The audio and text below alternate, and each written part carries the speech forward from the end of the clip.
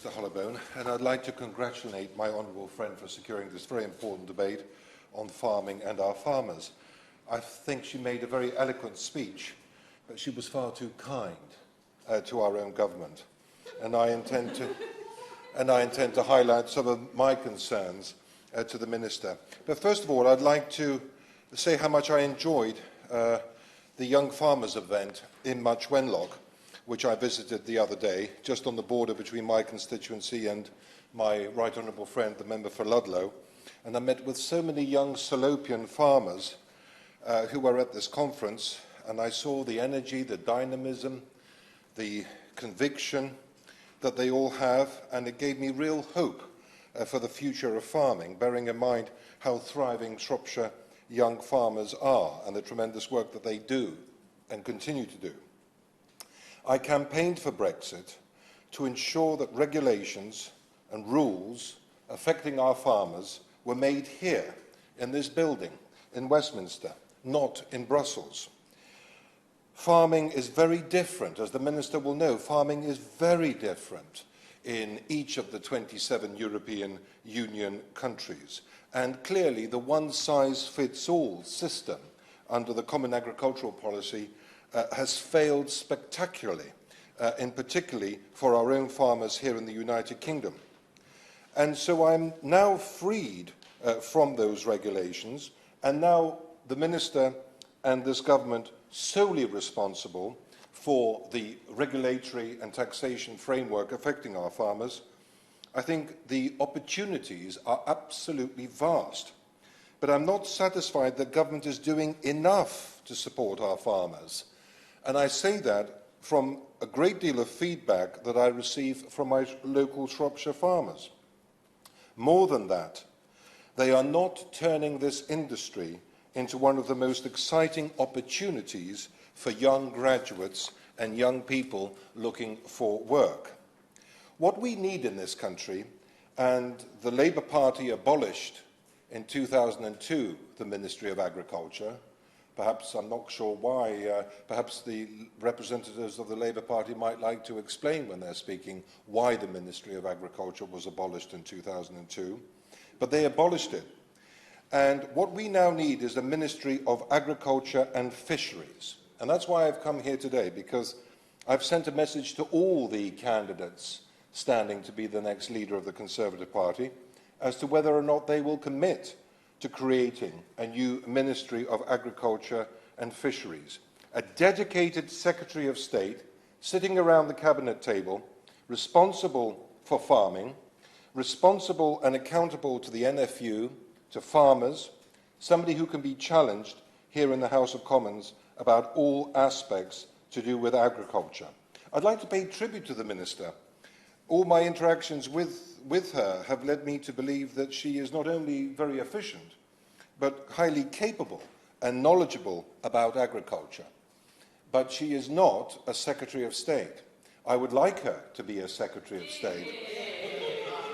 I think she would make an outstanding Secretary of State. But we need that voice for agriculture around the Cabinet table. We have all the attributes of being one of the most highly efficient and productive agricultural countries in Europe. Actually, if you think about it, we have some of the best agricultural institutions in Europe.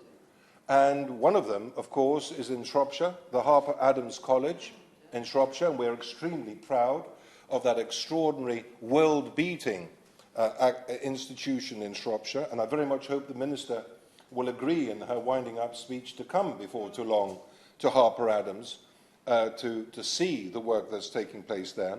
We've got the talents of young farmers.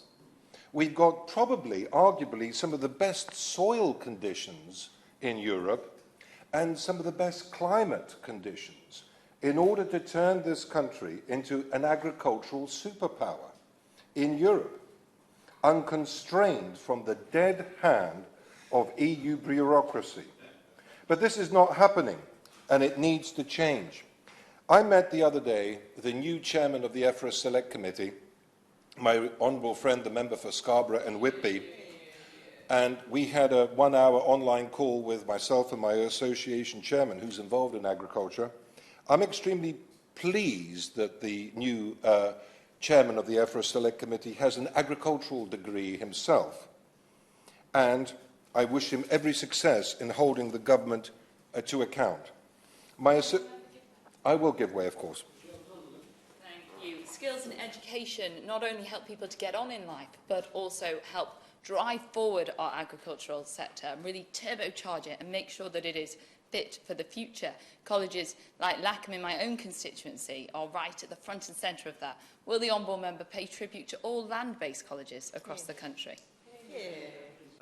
I, of course, will pay tribute, join her in paying tribute on the condition that, and she is, we're all seeing her meteoric rise up the ranks of the Conservative Parliamentary Party. I will do that as long as she takes the message back to the Cabinet that we need a Secretary of State for Agriculture. My association chairman, Mr. David Roberts from Halfway House, runs Geo Davis, Shropshire's largest agricultural feed and seed merchants. And he has been bending my ear almost on a daily basis about fertiliser costs and about the security of production in the United Kingdom. He is not satisfied by the responses that we've had to date, and we've been tabling a lot of written parliamentary questions on this issue. As others have said, ammonium nitrate has gone from £200 per tonne in 2021 to over £900 per tonne today. Fertiliser plants in the United Kingdom have closed and others are vulnerable. And I'm going to say something now I haven't said before in my 17-year career as a Member of Parliament. I believe we need to nationalise these plants. I never thought that I, as a Conservative government, would call for the nationalisation of anything. I am normally highly opposed to the concept of nationalisation. But bearing in mind how extraordinarily, and I agree with the Honourable Member, bearing in mind how extraordinarily important food security is becoming, and the consequences of the war in Russia are only just starting to make an impact, and bearing in mind how vulnerable these plants are, I fundamentally believe the government has a responsibility to take control of these plants, nationalise them, and guarantee the future security of fertiliser production within the United Kingdom. I'm running out of time, but I would just say finally, I would concur with the sentiments stated about mental health. We here in the House of Commons benefit from a health and well-being team that can help us at times when we suffer ourselves through mental health problems. We don't have that support across many rural areas, and I am extremely concerned about some of the anecdotal evidence I've been hearing about mental health problems and increasing suicides in farming. We should celebrate our farmers and our British agriculture, and I very much look forward to hearing what the Minister has to say in her wind-up. Thank you.